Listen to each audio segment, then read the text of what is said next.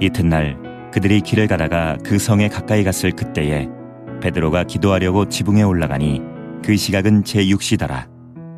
그가 시장하여 먹고자 하매 사람들이 준비할 때에 황홀한 중에 하늘이 열리며 한 그릇이 내려오는 것을 보니 큰 보자기 같고 내 귀를 메어 땅에 들이웠더라. 그 안에는 땅에 있는 각종 네 발 가진 짐승과 기는 것과 공중에 나는 것들이 있더라. 또 소리가 있으되 베드로야 일어나 잡아먹으라 하거늘 베드로가 이르되 주여 그럴 수 없나이다. 속되고 깨끗하지 아니한 것을 내가 결코 먹지 아니하였나이다 한데 또 두 번째 소리가 있으되 하나님께서 깨끗하게 하신 것을 내가 속되다 하지 말라 하더라. 이런 일이 3번 있은 후 그 그릇이 곧 하늘로 올려져 가니라. 베드로가 입을 열어 말하되 내가 참으로 하나님은 사람의 외모를 보지 아니하시고 각 나라 중 하나님을 경외하며 의를 행하는 사람은 다 받으시는 줄 깨달았도다. 요즘 전 세계적으로 새롭게 부상하는 경제 분야의 글로벌 리더가 있습니다.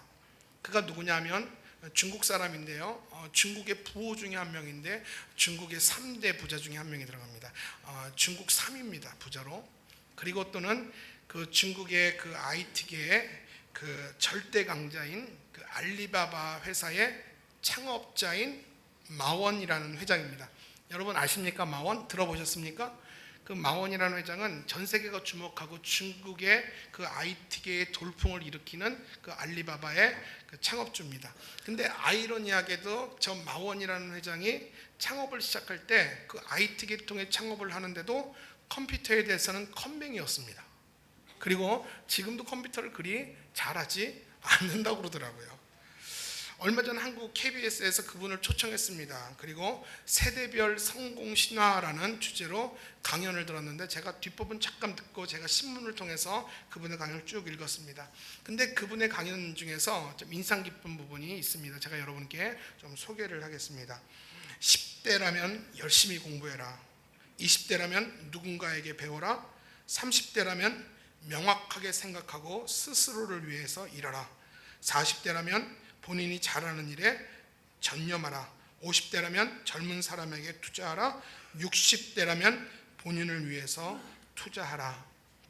요즘 전 세계는 중국을 주목하고 있죠. 그리고 중국의 IT계를 휘두르는 분은 저 마원 회장입니다. 여러분 마원 회장 사진을 보셨어요? 한번 다시 한번 보여주실래요? 예, 마원 회장. 여러분 마원 회장이 정말 못생겼어요. 참 죄송한데 남의 인물 가지고 얘기하는 건 참 죄송한데 정말 못생겼고 저 사진은 나온 사진 중에서 제일 잘생긴 사진이에요. 저렇게 능력 있는 이 중국 글로벌 경제를 이끈다는 거 누가 예상을 했습니까? 우리 미혼 자매들 있다면 얼굴 보고 결혼하지 마세요. 아셨죠? 저렇게 능력 있는 사람과 결혼하길 바랍니다. 그런데 저분이 가지고 있는 지론이 있었어요. 절대 불변의 지론이 있는데 뭐냐면 기회는 불평하는 곳에 있다.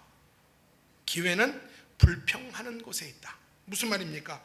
내가 가지고 있는 인식과 다르고 내가 원하는 환경이 아닐지라도 그래서 내가 살아내기 불편할지라도 바로 그곳에 기회가 있다는 것입니다.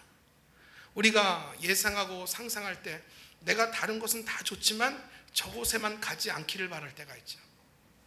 내가 다른 것은 다 용납하고 허용해도 그것만큼은 아니라고 하는 부분이 있습니다. 그런데 마원 회장은 말하기를 바로 내가 불평할 수 있는 바로 그래서 내가 불편한 그곳이 바로 내게 기회가 될 수 있다. 역발상이죠. 성공과 실패의 기준은 무엇이냐? 그것을 구별하는 능력 있는 사람이 바로 성공하는 사람이다라는 이야기를 하게 됩니다. 제가 이 마원 회장을 이렇게 요새 서치하고 읽어보면서 오늘 이 마원 회장을 보면서 오늘 본문의 베드로가 생각이 나더라고요. 자, 베드로는요 예루살렘 교회의 수장입니다. 그가 환상을 통해서 고민을 하게 됩니다. 무슨 고민입니까? 나는 유대인인데 이방인의 초청을 받아서 이방인의 집에 가서 복음을 전해야 되는 아주 불평스러운 상황. 나로서는 유대인으로서는 어떻게 나를 이방인의 집에 가서 복음을 전하라고 합니까? 이건 말도 안 되는 겁니다. 하나님. 이렇게 불평할 수밖에 없는 상황에서 베드로는 결국 용기 있게 그 성령의 음성에 순종을 합니다. 결국 이 베드로가 순종했기 때문에 어떤 결과가 옵니까? 결국 이방 선교의 문이 열리게 되고 결국 이방 선교의 명분을 주게 되는 것이 베드로가 이방 사람 고넬료에게 복음을 증거하고 전하기 시작한 시점이라는 것입니다. 그렇기 때문에 교회사적으로 볼 때 이 고넬료와 베드로의 만남은 너무나도 의미가 있고 가치 있는 만남입니다. 여러분, 베드로가 누굽니까? 다시 한번 볼까요? 베드로는 예수님의 12제자 중에 한 명이고 수석제자고 예루살렘 교회 수장이에요. 단임 목회자였어요. 근데 그는 여러분, 예수님의 제자이기 전에 그는 평생을 유대인으로 살았어요. 유대인으로 살았다는 건 뭐예요? 뼛속 깊이 유대적 정서가 있다는 거예요. 유대적 정서는 뭐예요? 구원은 우리 민족에게만 있다. 그리고 이방인들은 개만도 못하고 지옥의 불쏘시개고 결국 우리만 하나님께 구원받을 것이다. 그런 유대적 정서가 그 베드로에게 있었어요. 여러분, 하나 물어볼게요. 자, 베드로가 중년 이후에 예수님을 3년을 만났어요. 그래서 그는 신앙을 갖게 됐어요. 자, 그렇다면 베드로에게는 지금까지 살아왔던 그 유대인의 정서가 훨씬 우선일까요? 아니면 예수님과 만났던 그 3년의 깊이가 너무 진했기 때문에 신앙이 더 우선됐을까요? 무엇이 더 중요했을 것 같아요, 그에게? 한번 생각해 보세요. 가만히 계시지 마시고. 누가 더, 어떤 것이 더 소중한 가치였을 것 같아요? 예수님과 3년 만난 그 신앙이 더 우선일 것 같죠? 물론 그것이 더 위대한 가치였습니다. 그러나 그 가치 밑으로 뿌리 내린 그 엄청난 바위 같은 정서는 유대인의 정서였습니다. 그는 1세기 유대인이었어요. 예수님도 1세기 유대인이었고 그리고 베드로도 12제자들도 1세기 유대인이었어요. 그렇기 때문에 그 마음속엔 결국 뭐가 있다라는 거예요? 결국 이방인에게 복음이 들어가는 것과 구원이 대상이 된다는 사실에 대해서 싫어했다라는 거예요. 예수님의 제자이기지만 예수님의 십자가와 부활은 유대인에게만 주어졌지 이방인들에게 주어지지 않았다라고 그는 믿고 있었어요. 그런데 자꾸 예수님이 부활 승천하시면서 자꾸 베드로에게 주는 압박은 뭐예요? 열방을 향하여, 모든 사람을 향하여 자꾸 그런 말 하시는 것을 베드로는 애써 외면했어요. 이건 아닐 것이다. 이건 아니어야 한다. 왜? 예수님은 우리 민족의 예수님이지 이방인의 예수님은 아니다. 바로 그렇기 때문에 이방인에게 복음이 들어가고 구원의 대상이 된다는 것은 베드로 편에서는 아주 불평스러운 상황이었어요. 그런데 여러분, 어떻게 도대체 무슨 일이 있었길래 베드로가 결국은 고넬료를 만나고 또 고넬료 가정에 세례를 주고 또 그 가정이 구원받은 가정이라고 인정할 수 있을까요? 도대체 어떤 일이 일어났길래, 어떤 사고가 일어났길래 그 베드로의 그 사고가 전환이 될 수 있을까요? 그 전환점의 처음 시작은요, 베드로가 경험했던 환상이었습니다. 여러분, 저번 주 시간에 고넬료가 기도하던 중에 환상을 통해서 하나님의 사자가 베드로를 청하라는 환상을 봤다고 그랬죠? 기억이 나십니까? 네. 비슷한 시기에 베드로도 환상을 보게 됩니다. 근데 그 환상은 고넬료 환상과 조금 다릅니다. 그 환상의 내용이 뭡니까? 저와 여러분이 함께 읽은 환상인데 제가 또 친절하게 여러분에게 그 환상을 좀 풀어드리겠습니다. 자, 이 환상의 의미는 뭐냐면요, 이제 베드로가 점심때가 됐어요. 배고팠어요. 그렇지만 유대인의 시간을 따라서 기도하는 시간이었어요. 그래서 이제 옥상에 올라가서 이제 기도를 하고 있어요. 여러분, 배가 고픈데 기도가 됩니까? 돼요, 안 돼요? 기도 안 해봐서 모르신다고요? 밥부터 먹습니까? 기도부터 합니까? 유대인들은요, 아무리 배고파도 기도 시간이 되면 그 시간에 기도를 했어요. 베드로도 배가 고팠지만 이제 그 시간에 시간을 정해놓고 기도하는데 무슨 일이 있냐면 하늘에서 이제 보자기 같은 것이 내려와요. 야, 하나님이 나에게 밥상을 차려주나 보다. 그렇게 기대하는 마음으로 딱 보니까 거기에는 뭐가 있냐면, 오늘 성경에 보니까 땅에 기는 각종 네 발 달린 짐승들과 배로 기는 곤충들, 그리고 또 하늘을 나는 새들. 여러분, 저 그림 보세요. 이거 제가 만들었어요. 제가 예전 사랑의 교회 성경대학 하면서 만든 건데 제가 별짓 다 했죠. 자 보세요. 이 보자기 위에 뭐가 있어요? 개구리, 쥐, 도룡뇽, 뱀. 저것들은 모두 공통점이 뭐냐면 유대인으로서 율법에서 금하는 부정한 동물들이에요. 근데 저것들이 내려오면서 화들짝 놀랍니다. 아니 이게 뭐야? 밥상인 줄 알았더니 이게 뭐야? 그런 순간에 여러분 제가 이렇게 재밌게 하는 건 여러분들 잘 들으라는 소리예요. 이게 뭐야? 그러는데 화들짝 놀라는데 위에서 소리가 들립니다. 잡아먹어라. 그러자 이 베드로가 말해요. 절대 그럴 수 없습니다. 나는 유대인이기 때문에 과거에도 그럴 수 없고 지금도 그럴 수 없고 앞으로도 나는 저런 거 먹을 수가 없나이다. 돈 쪽가요 주옵소서. 근데 하나님 뭐라고 말합니까? 내가 거룩하다고 말하는 것을 네가 속되다고 말하지 마라. 내가 깨끗하고 내가 먹어도 된다고 하는 것을 네가 안 된다고 말하지 마라 라는 말을 하면서 이것이 이 일이 몇 번 있은 후에 3번 있은 후에 보자기가 하늘로 다시 올라가게 됩니다.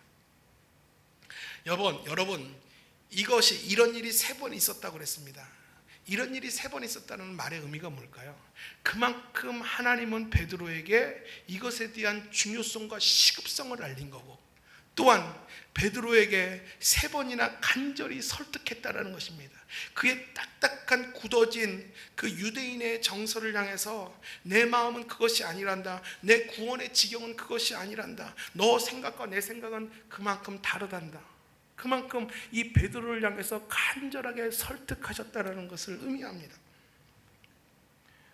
베드로는요 보자기가 하늘로 올라갈 때까지 하나님의 뜻을 알 수가 없었어요. 우리는 알잖아요. 이미 그 의미를 알기 때문에. 근데 베드로는 정말로 알 수가 없어요. 이게 왜 무슨 의미일까? 그리고 환상에서 깨어난 후 이것이 무슨 뜻일까 계속해서 곤혹스러워합니다. 그러나 저와 여러분은 안다고 그랬죠? 여러분 묻겠습니다. 이 환상의 의미가 뭘까요? 뭐예요? 하나님 앞에서 하나님이 베푸시는 구원에 있어서 이방인이나 유대인이나 차별이 없다라는 것입니다. 맞죠? 예수 그리스도 안에서 십자가 안에서 막힌 담이 모두 허물어졌다라는 것입니다. 예수님은 십자가의 죽으심으로 이방인과 유대인을 하나로 묶으셨고요. 이 편과 저 편을 나누는 휘장이 찢어짐으로 둘을 하나로 묶으신 분이 예수 그리스도였어요. 이것이 예수님의 정신이고 예수님의 마음이고 바로 베드로가 그것을 알아주기를 원했어요. 그렇기 때문에 너희들이 짐승처럼 여기고 구원 밖에 있다라는 그 이방인을 향하여 복음을 전해달라는 것입니다.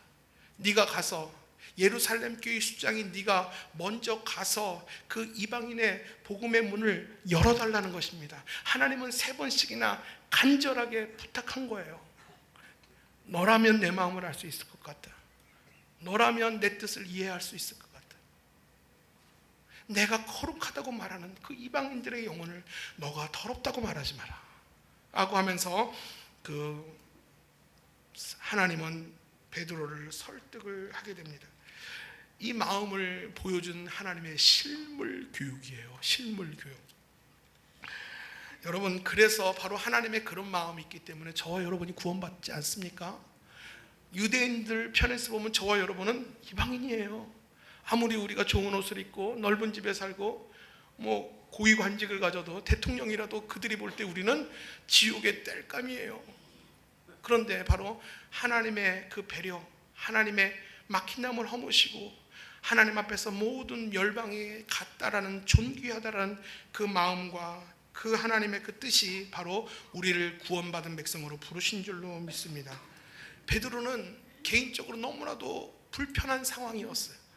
인정해야 되는 아주 불편한 상황이었어요. 베드로는 속으로 생각합니다. 조상 대대로부터 내려오는 이 전통과 문화를 고수할 것인가? 이방인에게는 절대 복음을 전하지 말아야 된다는 그 전통을 보수할 것인가? 아니면 성령의 뜻에 순종해야 될 것인가? 순간 고민을 하게 됩니다. 나는 그리스도의 제자인가? 나는 유대인인가? 어떤 것이 먼저인가에 대해서 고민하기 시작합니다. 아니 적어도 베드로는 속으로 그 생각이 더 우세했을 것 같아요. 나는 유대인이야. 예수님은 유대인만의 예수님이지 저 이방인들에게 적어도 피를 흘리지 않으셔서라는 이 생각이 훨씬 우세했을 거라고 많은 성경학자들은 이야기를 합니다. 사랑하는 성도 여러분, 베드로처럼 우리를 둘러싸고 있는 어떻게 결정해야 되고 어떻게 선택해야 되고 어떻게 이해해야 될지 모르는 이 환경과 전통과 문화 속에서 우리가 살아갈 때 모든 상황들을 참 진리이신 하나님 말씀에 비추어 해석하고 적용해야 될 줄로 믿습니다. 여러분, 우리를 혼란케 하고 당황케 하는 일들이 너무나도 많지요. 저는요, 이게 꿈인가 생신가 해요. 절대로 안 되는 일이 이 세상엔 있잖아요. 10명의 사람들이 다 맞다고 해도 안 되는 일이 있어야 되잖아요, 이 세상은. 예전에는요, 10명 중에서 9명이 된다고 그래도 안 되는 일은 안 되는 일이에요. 그래요, 안 그래요? 근데 지금은 10명 중에서 6명이 괜찮다고 그러면 안 되는 일도 되는 세상이 되어버렸어요. 이런 상황을 우리가 어떻게 해석하고 어떻게 받아들여야 됩니까? 무엇이 맞습니까? 여러분, 신문에서 언론에서 기재되고 칼럼 쓰고 해석하는 것을 이게 맞는 시각으로 받아야 됩니까? 혼란스럽습니다. 진보가 맞아요, 보수가 맞아요? 양극단이 대립하고 있어요. 이 모든 상황을 어떻게 해석해내야 됩니까? 모든 상황은 말씀에 의해서 날마다 해석하는 훈련, 그 말씀을 통해서 주시는 그 적용이 네 안에 있기를 바랍니다. 근데 이게 모든 상황을 말씀에 다 비춰보는 게 상당히 불편한 일이에요. 그래서 사람들은 어려워서가 아니라 그렇게 하기 싫어해요.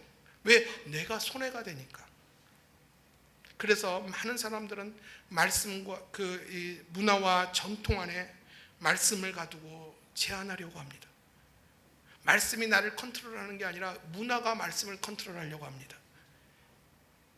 말씀이 교회가 세상을 향해서 나침판이 되어주고 기준이 되려는 것을 인정하지 않고 이 정치가 사회가 교회를 향해서 오히려 나침판 역할을 하려고 합니다. 말씀을 제한하고 있습니다. 여러분, 이것은 이 시대의 우상이에요. 또 반대로요, 이 사회는 과거와 반대로 탈문화, 탈전통, 탈사회와 탈이성, 탈합리주의, 우리가 따라야 될 보편적 진리는 어디에도 없다고 말합니다. 내가 왜 그 진리를 따라야 됩니까? 배격하고 반박합니다. 우리는 성경에서 동성애는 죄입니다 라고 말하면 왜 우리가 성경을 따라야 됩니까? 우리가 따라야 될 절대 진리는 이 세상에 없습니다 라고 이야기합니다. 여러분, 이것도 아주 무서운 시대의 우상이에요. 여러분, 이 시대의 우상이 돌과 나무와 황금으로 만들어지지 않았어요. 이 시대의 우상은 지성적인, 정말 교묘하게 우리의 지성의 문화에, 사회에 숨어 있어요. 이 우상들이 정말 우리를, 이 시대의 문화를 잠식해가고 있어요.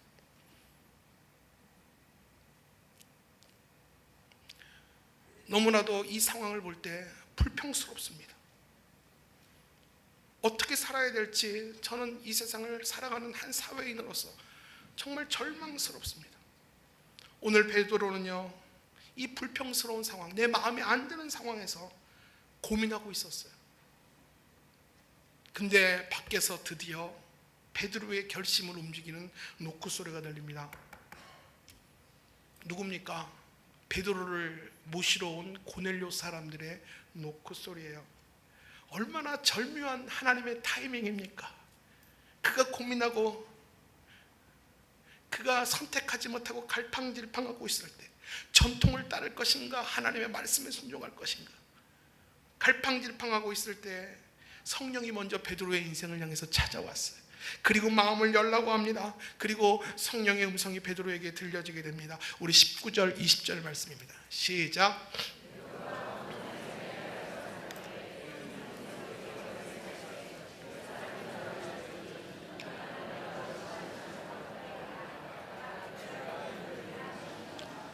자, 우리 20절 보니까 그가 고민하고 있을 때에 내려가 의심하지 말고 함께 가라. 그들을 내가 보내었다.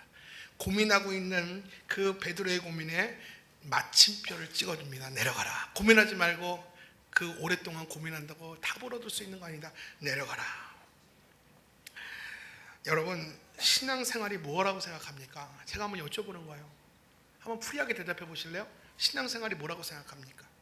제가 한번 예를 들어 볼게요. 놓여 있는 이 레일 위에 날마다 전철이나 기차가 날마다 다니는 것처럼 일정하게 하나님 앞에서 일정한 패턴을 가지는 삶의 스타일, 이것이 신앙생활입니까?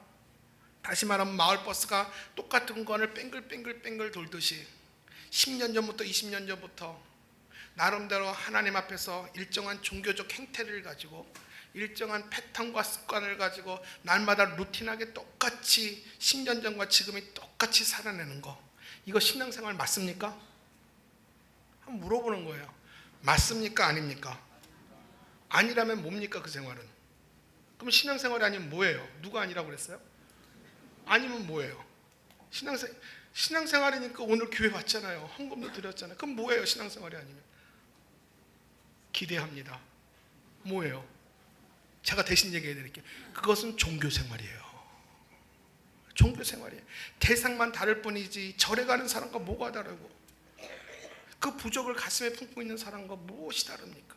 그 힘을 빌려서 내 삶에 대박이 터지기를 바라고, 그 힘을 빌려서 내 아들이 좋은 대학 가기를 바라고, 그 힘을 빌려서 우리 가정이 평안하기만 바란다면, 여러분 이것이 신앙이고 이것이 하나님이 원하시는 삶입니까? 저는 아니라고 생각합니다. 적어도 신앙생활이란 하나님을 신뢰하는 사람들이 하나님 안에서 날마다 눈을 뜨는 생활이 신앙생활이라 믿습니다. 눈을 뜬다는 것이 뭡니까? 날마다 하나님 안에서 새로운 것을 보는 거예요. 날마다 하나님 안에서 새로운 것을 깨닫는 거예요. 그래서 날마다 새로운 도전과 결단 앞에 서게 되는 것입니다. 그렇기 때문에 신앙생활은 늘 액티비티가 있고 활력이 있을 수밖에 없어요. 날마다 똑같이 내일만 밟으면 루틴하고 지겹고요, 힘들어요. 그러나 날마다 새로운 것을 보고 날마다 새로운 것을 깨닫고 날마다 새로운 도전과 결단이 있으면 그 생활이 어떻게 루틴하겠어요? 제가 옛날 같은 목소리로 확 지르고 싶은데 목이 아파서 소리를 못 지르겠어요. 이 타이밍이 높이 지르는 타이밍인데 여러분 어떻겠어요? 그래서 신앙생활이란 뻔한 것이 아니라 날마다 기대와 흥분과 감사가 있는 것이 신앙생활일 줄로 믿습니다.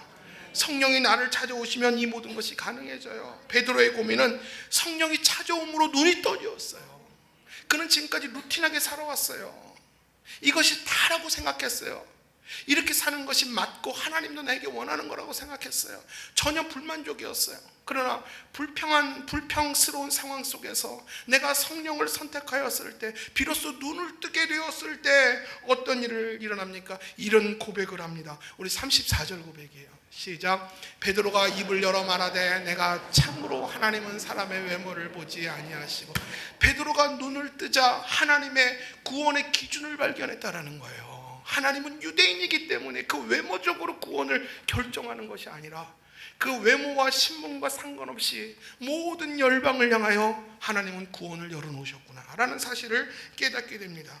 그러면서 35절 더 깊이 깨닫게 됩니다. 35절 볼까요? 시작. 각 나라 중 하나님을 경외하며 의를 행하는 사람은 다 받으시는 줄 깨달았다다. 아멘. 여기까지만 볼게요. 자, 무슨 말이에요?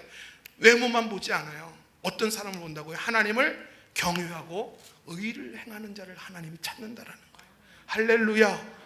할렐루야. 하나님은 오늘도 유대인이기 때문에 선택하는 것이 아니라 오늘 그럼에도 불구하고 이렇게 어렵고 혼란스러운 현실 속에서 내 신앙을 붙들고 살아가는 것이 그렇게 어려운 치열한 이 시대 속에서 그럼에도 불구하고 하나님을 경외하며 그럼에도 불구하고 하나님의 분명한 말씀의 기준을 붙들고 의롭게 살고자 하는 자를 하나님은 구원하신다라는 것입니다. 이것이 복음이에요.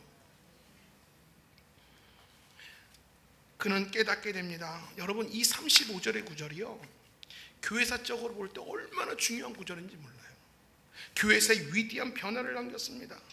이 베드로의 이 고백과 위대한 시인이 결국 이방 선교의 진정한 문을 연 거고요, 명분을 준 구절이 바로 34절 35절이 여러분 이 밑줄을 한번 꽉꽉 빵꾸나도록 구워보세요. 이게 정말 중요한 구절이거든요.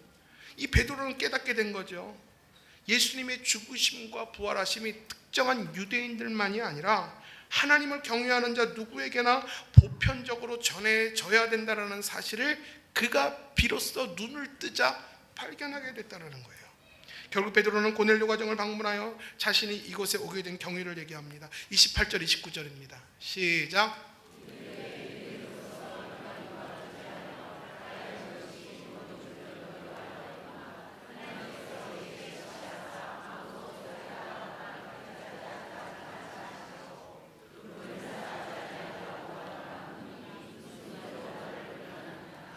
자, 먼저 내가 여기 왜 왔는지를 얘기하죠.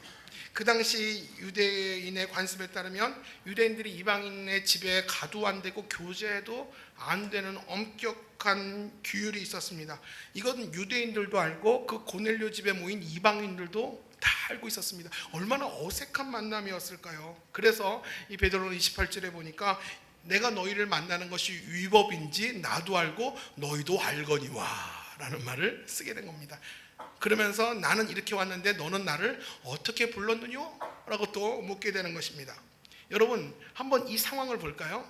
이 사회적 상황에서 이 백부장 고넬료도 나름대로 로마의 지휘관이었고 한 가이사랴를 다스리는 꽤 높은 신분의 사람입니다. 근데 베드로는 누굽니까? 자신의 속국에 버림받은 종교 지도자 중에 한 명이에요. 근데 자신의 모든 처지와 환경을 내려놓고 이 베드로를 청하는 것도 그런 상당한 겸손이에요. 맞죠?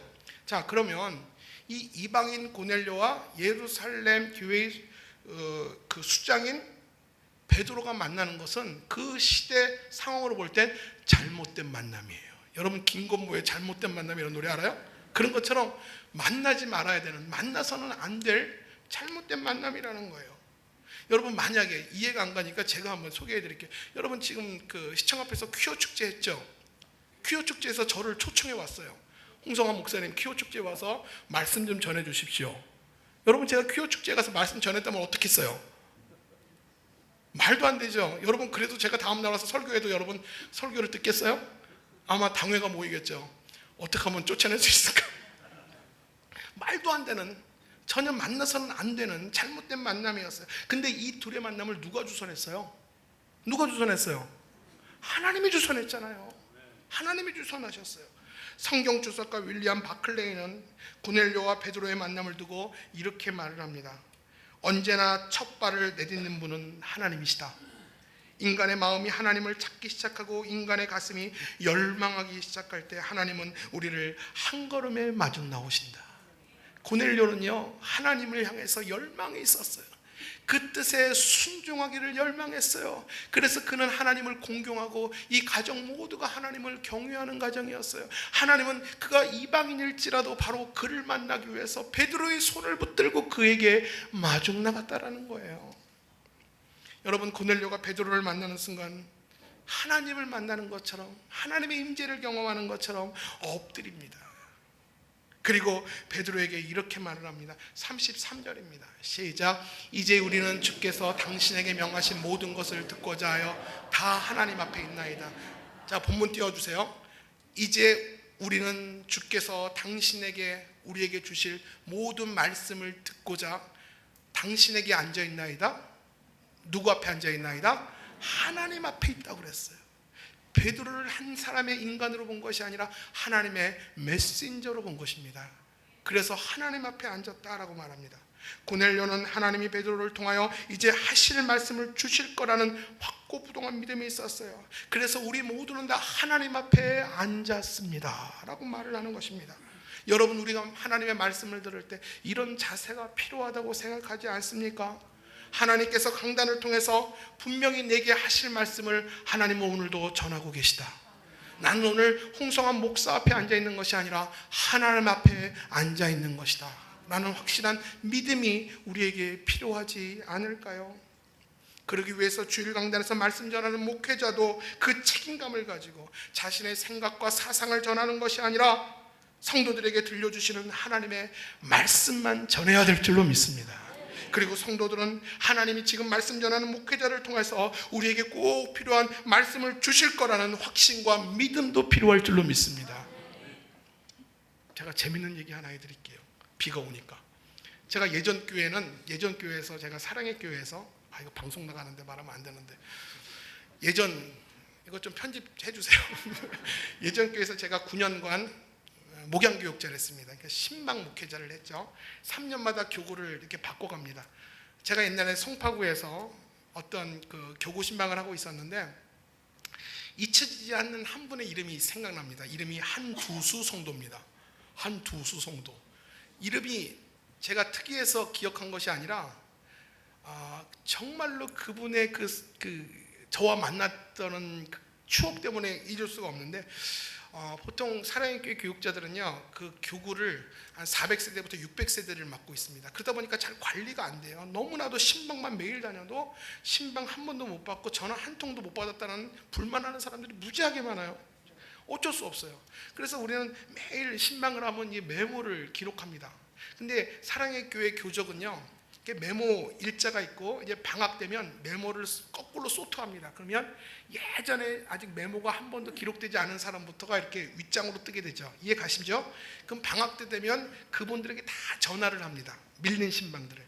근데 그 한두수 성도를 제가 기억나는데 제가 전화를 드렸어요. 보니까 2008년인가 기록이 되어 있고 더 이상 신방 받았다는 기록, 전화 받았다는 기록이 없어요.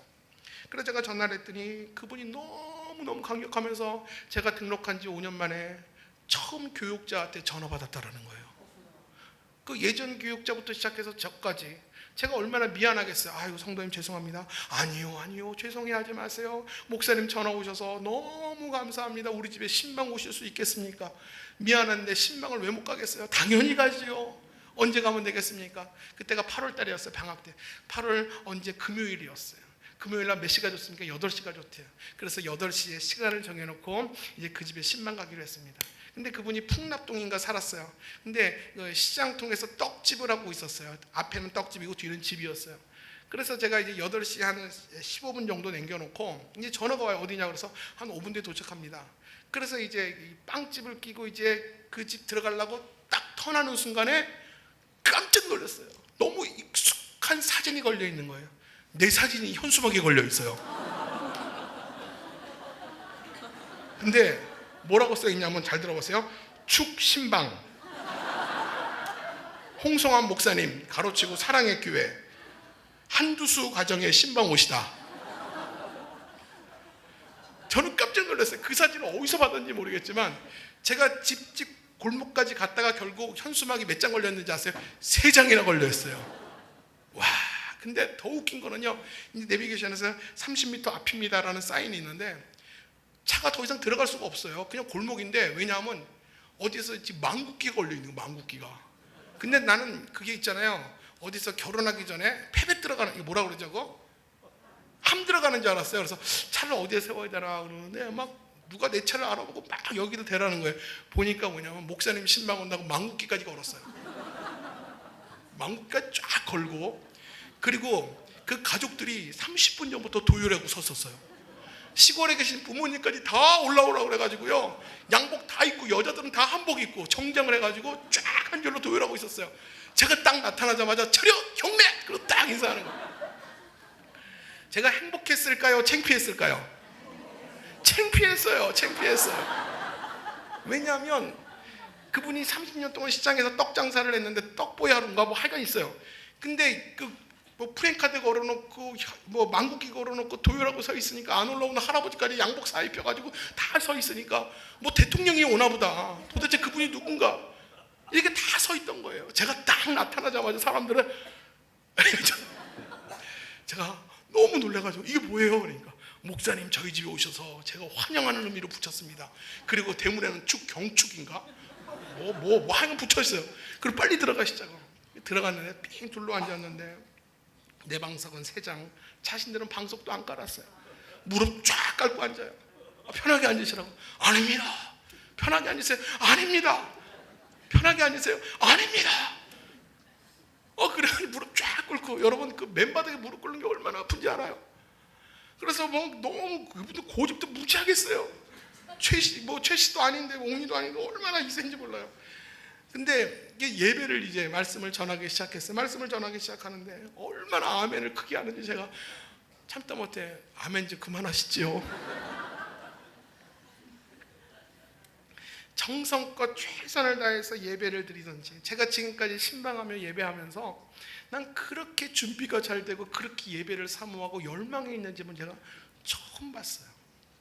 제가 오늘 본문을 이렇게 공부하면서 그 집이 생각나더라고요. 이 고넬료가 바로 이 말씀을 사모하고 이 바로 그 베드로를 기대하는 그 마음이 바로 이 성도의 마음이 아니었나. 그렇게 사모할 때 하나님이 마중 나오실 줄로 믿습니다. 그분 신앙생활 잘합니다. 우리 교회 제가 위임식 할 때 그분 오셨어요. 떡 가지고. 근데 그 떡 어디 갔는지 모르겠네. 말씀을 정리하겠습니다. 여러분, 고넬료나 베드로나 서로를 만나는 것이 상당히 불편한 상황이었어요. 맞죠? 그리고 서로는 왜 이런 상황이 벌어졌는지 이해도 할 수가 없었어요. 그럼에도 불구하고 고넬료는 자신의 나름대로 인식, 그 이해, 관계, 나름대로의 위치를 다 내려놨어요. 그리고 베드로도 자신의 민족적 편견을 다 내려놓음으로써 순종할 수 있었어요. 우리는 여기서 고넬료와 베드로의 영적 태도를 배울 수가 있습니다. 신앙생활이란 영적 태도가 중요해요. 어떠한 상황이라도 그분의 뜻이라면 순종해내는 영적 태도. 아무리 어려워도 죽을 것 같아도 그분의 뜻이라면 순종해내는 것. 완벽하게 해내지 못하더라도 그렇게 한번 살아보려고 죽을 듯이 순종해 보려고 살아가는 것. 이것이 참 신앙인의 영적 태도가 아닙니까? 순종의 내용이 어떤 것이냐가 중요하지 않아요. 내게 순종을 요구하시는 분이 누구인가가 중요해요. 내가 할 수 있는 것만 하고 내가 할 수 없는 건 내가 못하겠습니다. 여러분, 이건 순종 아니에요. 착각하지 마세요. 가끔 어떤 성도가 제가 부탁해요. 집사님 이것 좀 해주시죠. 그러면 대뜸 자랑스럽게 집사님, 목사님 나는 월요일날 뭐 해야 되고 화요일날 뭐 해야 되고 수요일날 뭐 하기 때문에 나는 할 수가 없고요. 목요일 오전에는 할 수가 있네요. 그 시간에만 맡겨줄 수 있는 건 뭘 맡겨주세요. 그리고 자기는 순종이라고 생각합니다. 여러분, 순종이 아니고 흥정이에요.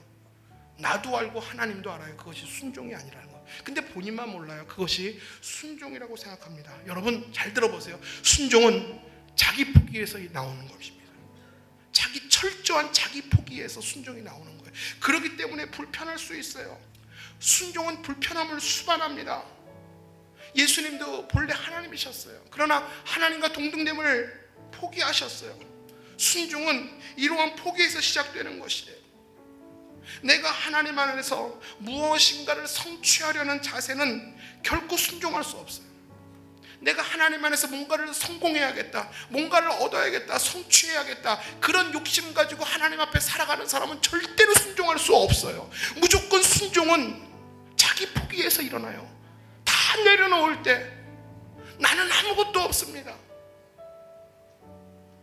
I am nothing 할 때 내가 비로소 순종할 수 있는 힘과 능력이 생기는 거예요. 베드로도 고넬료도 자신을 포기할 수 있었기 때문에 만날 수 있었어요. 여러분, 믿음을요, 자기 포기와 순종의 차원에서 믿음을 봐야 돼요. 내가 가진 믿음 가지고 성취와 성공하려고 이 믿음을 활용했다가는요, 그 믿음 때문에 오히려 갈등과 고통을 겪게 됩니다. 나는 믿음이 있는데 이것이 뭡니까 하나님? 나는 믿음 붙들고 하나님께 달라고 했는데 하나님 왜 안 주십니까? 그것은 참된 믿음이 아니죠.